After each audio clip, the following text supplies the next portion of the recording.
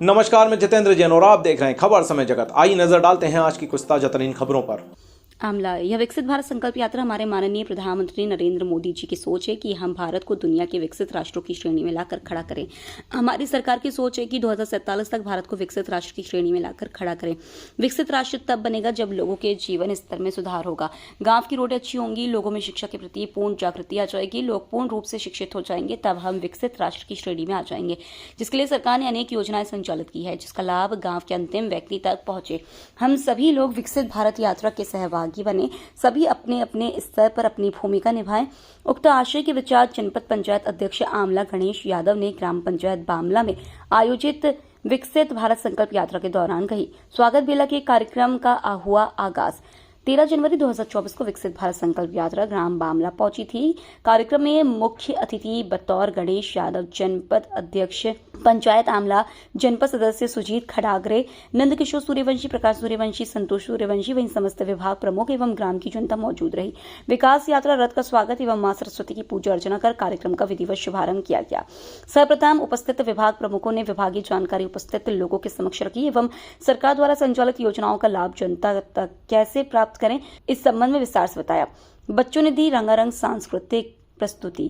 सरकार के संचालित योजना थीम पर आयोजित सांस्कृतिक गीत नृत्य की प्रस्तुति। माध्यमिक शाला बामला की कक्षा तीसरी एवं 7वीं की कक्षाओं के छात्राओं ने एक से बढ़कर एक प्रस्तुति देकर कार्यक्रम का उत्साह बढ़ाया। वहीं उपस्थित जन समुदाय ने भी तालियां बजाकर बच्चों का उत्साहवर्धन किया। कार्यक्रम के प्रभारी नोडल शिक्षक पवन यदुवंशी द्वारा सरस्वती पूजन एवं मंच संचालन गोविंद यदुवंशी, अतिथि शिक्षक एवं पंचायत सचिव खेमराज सूर्यवंशी द्वारा किया गया। सांस्कृतिक कार्यक्रम को तैयार करने में सरियाम सर एवं कुरैशी सर का विशेष योगदान रहा। वहीं आंगनबाड़ी द्वारा पोषण आहार पर प्रादर्श सजा स्टॉल लगाया। कार्यक्रम में ग्राम सरपंच रीना देशराज उइके, उप सरपंच राहुल यदुवंशी, पंच रुक्मणी राजू यादव, दयावती जितेंद्र परते एवं रोजगार सहायक दीपक सूर्यवंशी, संजय खादीकर आदि मौजूद रहे। स्वास्थ्य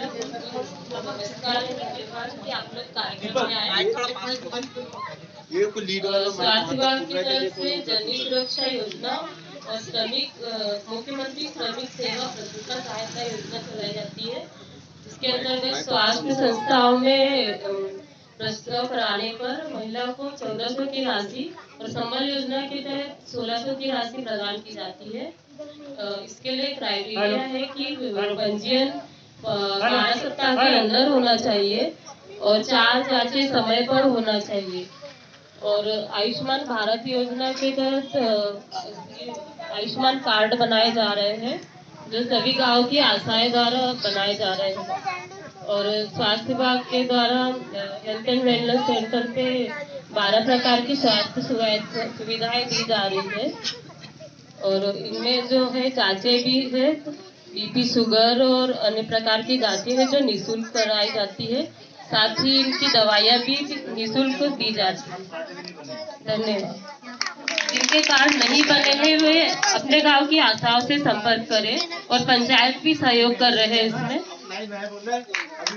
अभी आयुष्मान कार्ड की साइट नहीं चल रही है और जिन्हें आयुष्मान कार्ड नहीं बने कृपया पंचायत से संपर्क कर वो आयुष्मान कार्ड बना सकते हैं। साथ ही हमारे यहाँ बताना, अरे गाँव शहर में जाके भैया सबको सुनाना, अरे मोदी सरकार की गारंटी की बात सबको बताना, अरे घर घर जाके भैया मोरे सबको बताना, घर घर देखो योजना बनाए, पक्के मकान बन के दिलाए, मोदी साहब की गारंटी की बात सबको बताना, अरे गाँव शहर में जाके भैया सबको सुनाना, अरे घर घर जाके भैया बताना, बहन बेटी को देखो बताना, चूल्हा से मुक्ति है दिलवाई इनने,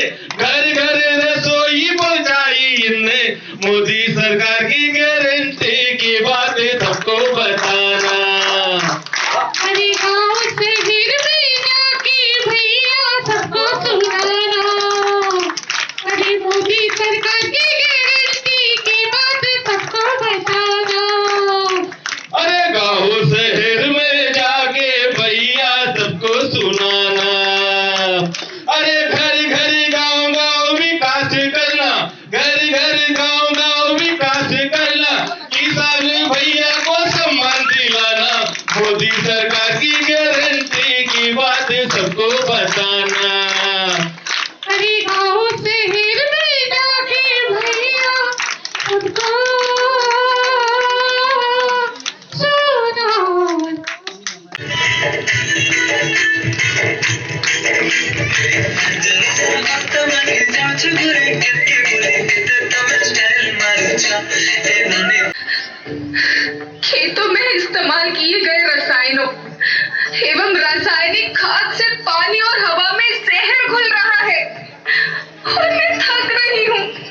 आज मुख्य रूप से उपस्थित यहाँ पर हमारे विधायक प्रतिनिधि भाई नंदकिशोर सूर्यवंशी जी, हमारे नवनिर्वाचित जनपद सदस्य जो चुनाव में विजयी हुए भाई सुजीत खंडागरे जी, इस ग्राम पंचायत की सरपंच महोदया रीना देशराज के जी, उप सरपंच राहुल यादव जी, भीम यादव जी, शिक्षक पवन यादव जी, प्रकाश सूर्यवंशी जी, परशुराम यदुवंशी जी, टीकावर्दी Shailendra Yadav ji, बोधई Dayawanti by punch, Rukmini by पंच, हमारे वरिष्ठ कृष्णू पटेल, हमारे भारतीय जनता पार्टी के सबसे पुराने नेता भवानी सूर्यवंशी जी, केदार पटेल जी, आकाशवाणी से आए भाई आके जी सहित हमारे बूढ़े जी और सोनी जी, ऐसे पत्रकार साथी और यहाँ पर उपस्थित सभी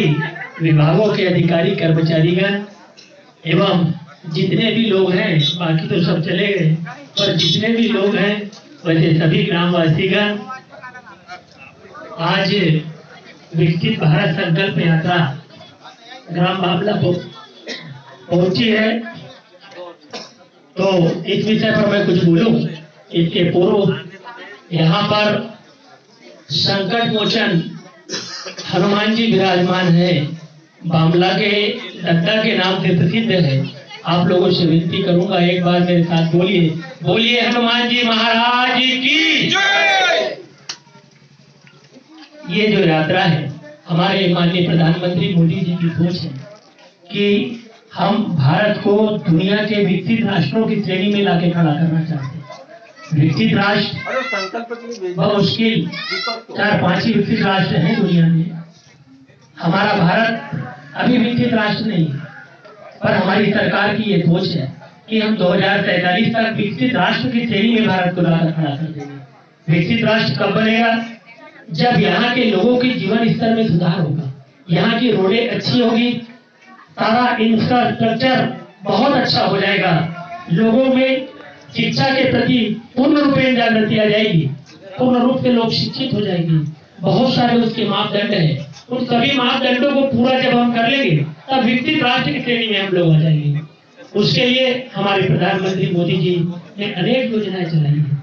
जैसे कोई गरीब झोपड़ी में रह रहा है तो उसके लिए प्रधानमंत्री आवास योजना लागू कर दी, महिलाओं को धुएं से मुक्ति दिलाने के लिए उज्ज्वला योजना लागू कर दी, महिलाओं को शर्मिंदगी से मुक्त बनाने के लिए स्वच्छ भारत मिशन योजना लागू की है। इसके अंतर्गत गांव-गांव, घर-घर में टॉयलेट बनाए जा रहे हैं। किसानों को समृद्ध बनाने के लिए किसान सम्मान निधि लागू कर दी, उसके अंतर्गत 6,000 रुपए की राशि हमारे माननीय प्रधानमंत्री जी देते हैं, 6,000 रुपए की राशि हमारे मुख्यमंत्री जी देते हैं, ऐसे 12,000 रुपए की राशि किसानों को सीधे खातों में ट्रांसफर की जाती है। और माननीय प्रधानमंत्री जी ने किसान क्रेडिट कार्ड योजना लागू की है, उसके अंतर्गत किसानों को बैंक ऋण देती है, किसानों को साहूकार के पास नहीं जाना पड़ता है, किसानों की स्थिति में, माली स्थिति में सुधार हो, इसलिए सरकार दिन रात प्रयास कर रही है। और हमें ऐसे प्रधानमंत्री मिले हैं जो लगातार 18 घंटे काम करते हैं। देश के इतिहास में ऐसे पहले प्रधानमंत्री हैं जो इतना काम करते हैं। गांव की भलाई के लिए, मजदूरों की भलाई के लिए, गरीबों की भलाई के लिए, दीन दुखी दरिद्र सबका उद्धार हो, ऐसा अगर सोच रखने वाला कोई व्यक्ति है तो वो देश के हमारे यशस्वी प्रधानमंत्री मोदी जी हैं। योजनाओं की बात करूं तो जीवन ज्योति योजना, अटल पेंशन योजना और इसके साथ ही अभी माननीय प्रधानमंत्री मोदी जी ने एक नई योजना युवाओं के लिए निकाली है, PM विश्वकर्मा योजना। इस योजना के अंतर्गत कारीगर, किसी भी प्रकार का कारीगर हो, अगर वो कारीगरी जानता है तो उसको बैंक लोन दे रही है और बुला बुला के दे रहे हैं। उस योजना के अंतर्गत अगर यहाँ कोई बेरोजगार है तो प्रधानमंत्री विश्वकर्मा योजना में अपना रजिस्ट्रेशन करा ले और बैंक से लोन ले और अपना खुद का व्यवसाय खड़ा करें। हम नौकरी मांगने वाले के बजाय नौकरी देने वाले बने, ये हमारे देश के यशस्वी प्रधानमंत्री की सोच है।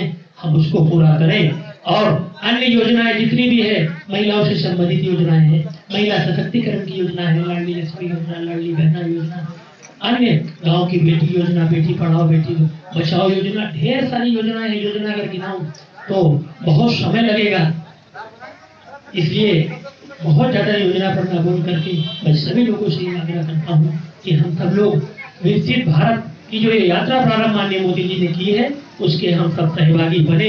जिसका जो भी दायित्व है, गांव का पटेल है तो वो अपनी भूमिका निभाए, ग्राम का सरपंच है वो अपनी भूमिका निभाए, सचिव अपनी भूमिका निभाए, टीचर लोग अपनी भूमिका निभाए, हर कोई जनप्रतिनिधि अपनी भूमिका निभाए और विकसित भारत, हमारा विकसित भारत बन जाए, इसके तक हमें चैन से नहीं बैठना है। सरकार की सभी योजनाओं की जानकारी लोगों तक पहुंचाना है और लोगों को लाभ पहुंचाना है। समाज में खड़े अंतिम छोर के व्यक्ति तक सरकार की योजनाएं पहुंच जाए, लोगों के जीवन स्तर में सुधार आ जाए, लोगों के स्वास्थ्य में सुधार हो, स्वास्थ्य की योजनाओं का लाभ लोगों तक पहुंचे और किसी को भी भूखा न रहना पड़े।